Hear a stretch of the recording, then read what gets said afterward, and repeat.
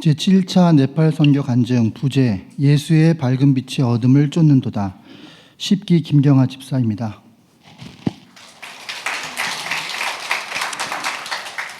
(2016년 3월 14일부터 19일) 일주일간 시간의 순서에 따라서 일어난 사건을 중심으로 느낌을 간략하게 간증하려고 합니다. 먼저 네팔 선교 일주일 전 목사님께서 기도회를 인도해 주셨습니다. 교회에 특별한 상황이 있기도 했지만 전 목사님께서 직접 기도회를 인도해 주시고 말씀과 기도로 중심을 잡아주셔서 저희는 매우 은혜롭고 감사한 시간들이었습니다. 네팔 선교를 장기적으로 하신 그 이태식 선교사님 부부와 우리나라 말을 자유롭게 구사하는 현지인 쩐드라 목사님과의 예비된 만남, 10년 넘게 한 곳에서 꾸준히 사역을 하신 이태식 선교사님 부부와의 만남은 성과도 중요하지만 한 가지를 꾸준히 하는 것이 얼마나 중요한지를 깨닫게 하는 그런 시간이었습니다. 특히 언어의 장벽 때문에 복음의 제약이 심한 이곳에서 현지인의 유창한 그 현지어를 통한 속도감 있는 복음 전파는 얼마나 능력 있고 위력이 있는지, 이 때문에 쩐드라 목사님과 같은 현지인이 얼마나 중요한지를 다시 한번 또 깨닫게 되었습니다. 현지 네팔 상황은 종교의 자유가 허용된 상황이라고 합니다. 제가 조사한 바에 의하면 네팔은 왕정 국가였는데 2008년부터 공화정으로 체제가 바뀌면서 과도기를 겪고 있는 듯 했습니다. 정치 체제는 지방자치체인데 중앙 집권적 정치 형태를 취하고 있으며 내각 책임제이면서 대통령 중심제인 이상한 국가 형태를 취하고 있었습니다. 그리고 국정의 책임은 대통령이 아닌 수상이 지는 약간의 혼란스러운 과도기를 겪고 있는 듯 했습니다. 8개의 정당이 존재하며 그중에 1당, 2당이 공산당이지만 과반수의 의석을 차지하지 못해 소수당의 의견을 무시할 수 없는 상황이라 종교의 자유를 허용하는 특이한 정치 상황이었습니다. 인도와의 관계도 주종관계에서 벗어나 이제는 동반자로서의 위치를 다져나가고 있는 중이고, 물론 인도에서 물자 자원을 막아 어려움은 있는 듯 하였으나 독자 노선을 고수해가는 듯 보였습니다. 네팔인들의 느림보 라이프 스타일, 네팔인들은 저녁 5시면 이미 웬만한 거리의 상가들은 다 문을 닫습니다. 그리고 그들은 세오라 내오라 하듯이 전혀 급할 것이 없어 보였습니다.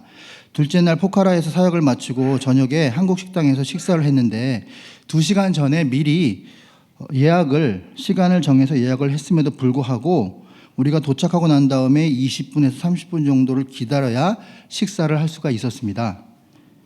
양이 모자라 더 주문을 하려고 해도 주문한 음식을 기약 없이 기다려야 한다는 부담감 때문에 주문을 포기할 수밖에 없었습니다.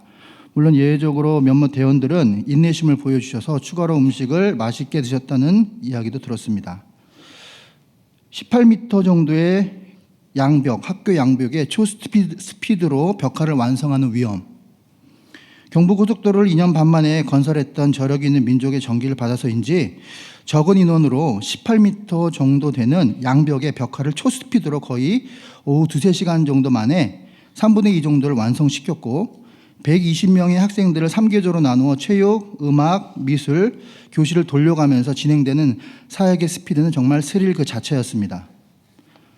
산골짜기를 찾아가면서 전하는 축허 전도는 순수 복음의 능력 자체였습니다. 셋째 날 오전에 4개의 족으로 나눠서 시작한 축허 전도는 현지 교회 목사님의 안내로 산골짜기를 지나 띄엄띄엄 있는 가가호를 직접 방문하여 찬양과 오용리 전도, 그리고 병자들을 위한 기도, 선물 증정, 거의 순수 복음만을 전하였는데 전하는 우리도 복음의 강력한 능력을 체험하는 귀중한 시간이었습니다. 제가 속한 족이 1족이었는데 현지 목사님의 안대로 5가정만 방문하기로 되어 있었지만 거의 10가정 가까이 방문하며 순수복음 전파의 능력을 체험하는 아주 귀중한 시간이었습니다. 부상병들의 속출 속에서도 물 흐르듯 탁월한 사후 대처 능력, 그 부상병이 바로 저희 집사람이었습니다.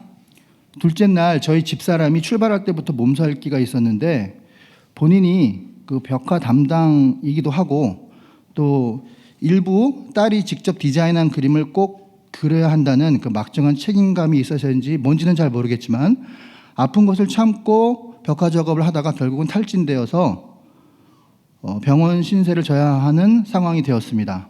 그런데 신기하게도 그 시골에 그것도 사역을 하는 그 병원 그 학교 바로 옆에 바로 병원이 있어서 치료를 받을 수가 있었습니다. 원래 그 현지인들이나 그 시골에 있는 사람들은 그 링거 주사를 잘 놔주지 않는다고 들었는데 그 병원 담당자가 그 의사를 직접 호출하여서 링거 수액을 맞게 해 주었습니다.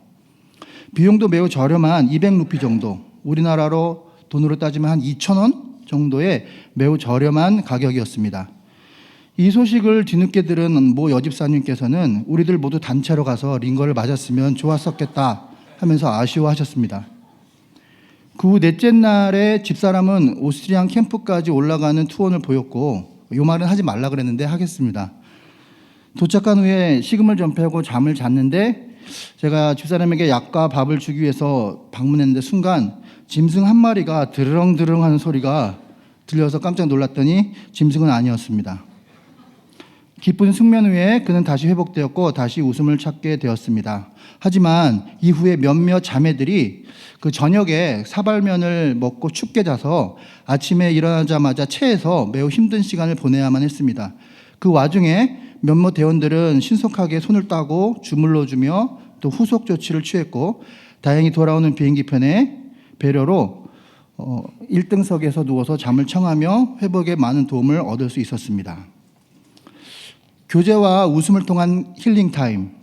제 개인적으로는 바로 이 순간이 가장 좋았었던 것 같습니다. 오스트리안 캠프에서 마지막 밤이었는데 저녁을 그 라면으로 먹어서 양은 별로 차지 않았지만 네팔인들이 하루에 한두 끼 식사를 하는 것에 비하면 꽤 푸짐한 만찬이라고 들었습니다.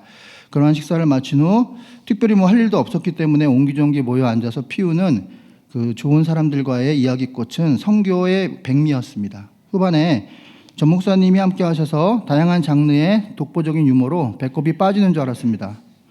특히 그 정모 집사님과 그 김모 집사님의 그 선교 현장에서의 에피소드는 정말 웃음을 떠나서 그 힐링 자체의 시간이었습니다.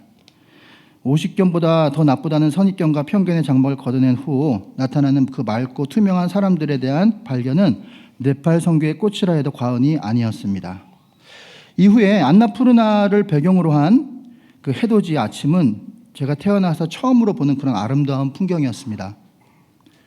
찬송가 79장의 주님의 높고 위대하심을 내 영혼이 찬양하네 라는 찬송이 저절로 흘러나왔습니다.